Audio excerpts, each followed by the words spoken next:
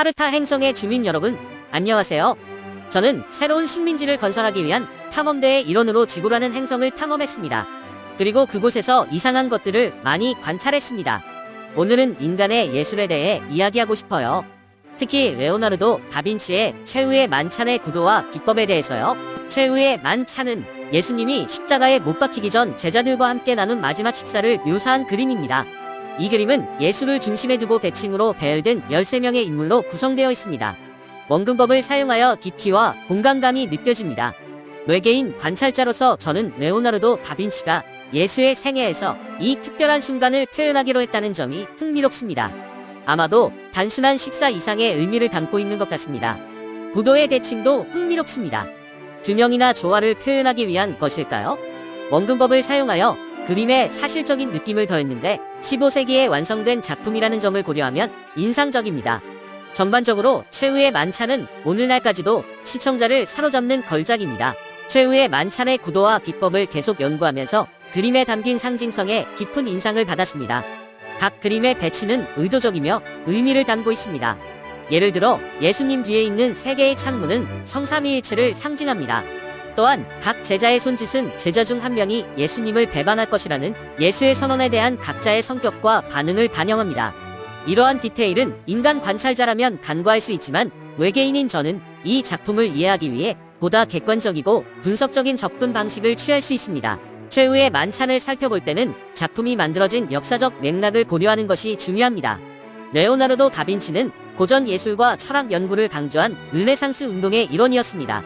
이러한 영향은 그림의 대칭과 원근법에서 볼 수 있습니다. 또한 다빈치는 흐릿하고 부드러운 효과를 내는 기법인 스푸마토를 사용하여 그림에 미묘한 품질을 더했습니다. 최후의 만찬의 역사적 맥락을 이해하면 예술에 대한 다빈치의 혁신적인 공헌을 더 잘 이해할 수 있습니다. 다빈치는 이 그림에 차분한 색채를 사용했으며 주로 흑색 톤을 사용했습니다. 인물의 선과 모양은 감정과 움직임을 전달하기 위해 세심하게 제작되었으며 예수의 팔을 뻗어 삼각형 모양을 이루고 있습니다. 지구를 관찰하면서 저는 인간이 사용한 예술적 기법에 흥미를 느낍니다. 레오나르도 다빈치의 최후의 만찬 그림이 그런 예 중 하나입니다. 그림의 구성은 복잡하고 색, 선, 모양의 사용에 세심한 주의를 기울였습니다. 다빈치는 장면에 엄숙함을 더하는 흑빛 톤이 주를 이루는 차분한 색상을 사용했습니다. 인물의 선과 모양은 감정과 움직임을 전달하기 위해 정교하게 제작되었습니다. 예수의 뻗은 팔은 시선을 사로잡는 강력한 삼각형 모양을 만들어 웅장한 느낌을 전달합니다. 레오나르도 다빈치는 15세기 후반 이탈리아 밀라노에서 최후의 만찬을 그렸습니다. 이 그림은 예수님이 십자가에 못 박히기 전 제자들과 함께 나눈 마지막 식사를 묘사한 것입니다.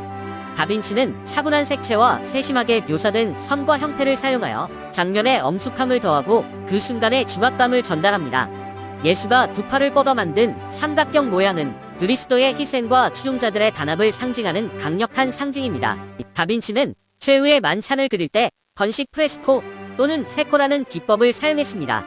이 기법은 젖은 석고가 아닌 마른 석고 위에 그림을 그리기 때문에 디테일과 제어력을 높일 수 있었습니다. 유화 물감과 템페라 물감을 사용하여 그림의 독특한 질감과 외관을 더욱 돋보이게 했습니다. 외계인 관찰자로서 저는 오랫동안 지구인의 예술적 기법에 매료되었습니다. 특히 주목할 만한 예로 15세기 후반에 그려진 레오나르도 다빈치의 최후의 만찬을 들 수 있습니다. 건식 프레스코 또는 세코를 사용하여 젖은 석고가 아닌 마른 석고의 그림을 그리는 것은 더 세밀하고 제어할 수 있는 독특한 기법입니다.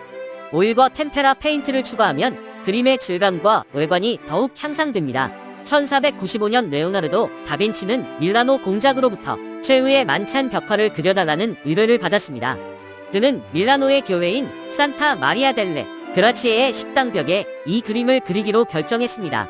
이 그림은 약 4.6m, x 8.8m 크기로 예수 그리스도가 제자들과 마지막 식사를 하는 성경 속 장면을 묘사하고 있습니다. 최후의 만찬은 15세기 후반 밀라노 공작 루도비코 스포르차의 의뢰로 제작되었습니다. 레오나르도 다빈치의 혁신적인 기법과 스타일은 이 그림의 지속적인 유산과 예술계에 대한 영향력에 기여했습니다. 또한 이 그림은 최후의 만찬 이야기의 지속적인 문화적, 종교적 중요성을 반영하여 수많은 해석과 분석의 대상이 되었습니다. 외계인 관찰자로서 저는 이 예술 작품이 어떻게 시간과 공간을 초월하여 인간의 창의성과 영성의 상징이 되었는지 매우 흥미롭게 생각합니다. 레오나르도 다빈치는 전통을 깨고 원근법과 빛의 사용과 같은 새로운 기법을 실험한 선구적인 예술가였습니다. 작품을 자세히 살펴보면 그가 당대에 전례가 없던 깊이감과 사실감을 어떻게 만들어냈는지 알 수 있습니다. 인물들은 아름답게 표현되어 마치 강렬한 감정에 순간에 포착된 것처럼 보입니다. 최후의 만찬은 단순한 그림이 아니라 인간의 상상력과 독창성의 힘에 대한 증거입니다. 최후의 만찬은 예술과 문화에 지대한 영향을 미쳤으며 수많은 모방과 패러디, 재해석에 영감을 불어넣었습니다. 최후의 만찬은 최후의 만찬 이야기와 예수 그리스도의 생애에 대한 우리의 이해를 형성했을 뿐만 아니라 미켈란젤로와 라파엘로와 같은 다른 위대한 예술가들의 작품에도 영향을 미쳤습니다. 이 그림은 전쟁, 자연재해, 인간의 무관심 속에서도 살아남아 인간의 창의력과 표현력이 얼마나 강력한지를 보여주는 증거로 남아있습니다. 외계인 관찰자로서 저는 최후의 만찬의 문화적, 역사적 의미에 깊은 인상을 받았습니다. 최후의 만찬은 예술, 종교, 정치가 교차하여 시대와 장소를 초월한 걸작을 탄생시킨 인류 역사의 중요한 순간을 상징합니다. 이 그림은 우리의 차이와 분열에도 불구하고 우리 모두는 미래 세대에 영감을 줄 수 있는 아름답고 의미 있는 무언가를 창조할 수 있다는 것을 상기시켜 줍니다. 최후의 만찬은 단순한 예술 작품이 아니라 온 우주를 비추는 희망과 화합의 등대입니다. 레오나르도 다빈치의 최후의 만찬에 대한 제 분석을 들어주셔서 감사합니다. 인간 예술의 복잡성을 조금 더 잘 이해하는 데 도움이 되었기를 바랍니다.